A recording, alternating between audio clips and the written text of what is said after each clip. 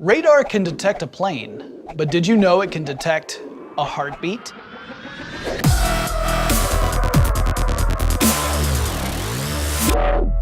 Radar technology is awesome, and it works on a pretty simple principle. You send out a beam of radio waves and it might encounter an object. Some of those radio waves will bounce back, and you measure the time it took for the waves to go out and come back.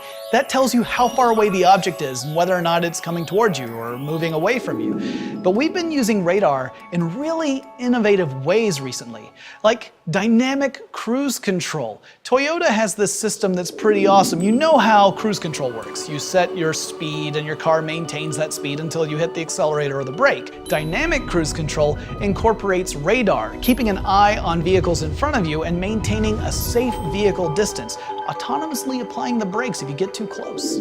Or how about using radar in rescue efforts? Recently, NASA announced that rescue workers were using a system called Finding Individuals for Disaster and Emergency Response, or FINDER for short. It's a low-power radar system that can actually detect heartbeats and breathing even through 3 meters of rubble. How phenomenal is that?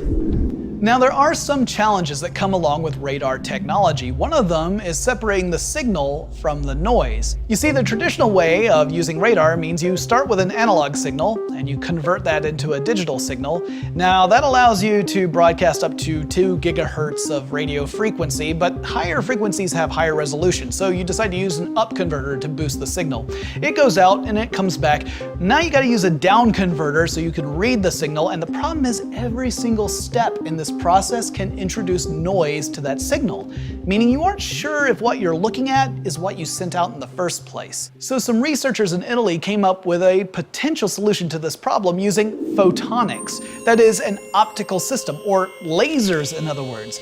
They use that to generate the radio frequency directly. They say this gives them a much broader frequency range to work with, and they're much more stable, so they know that the signal that comes back is the same one they sent out.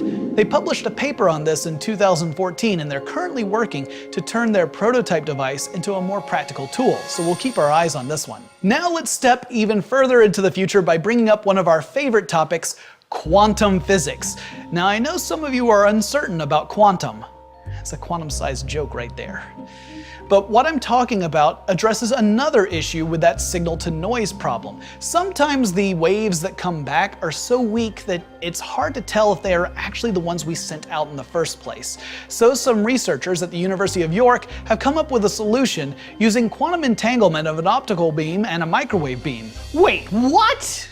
What does that even mean? Quantum entanglement is when you couple 2 particles or waves together so that their states or features complement each other.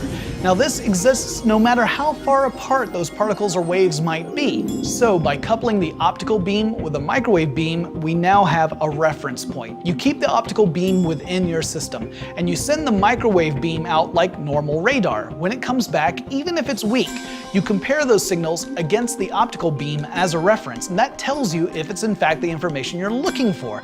And there are thousands of potential applications for this technology, including allowing doctors to scan for cancer cells using radar.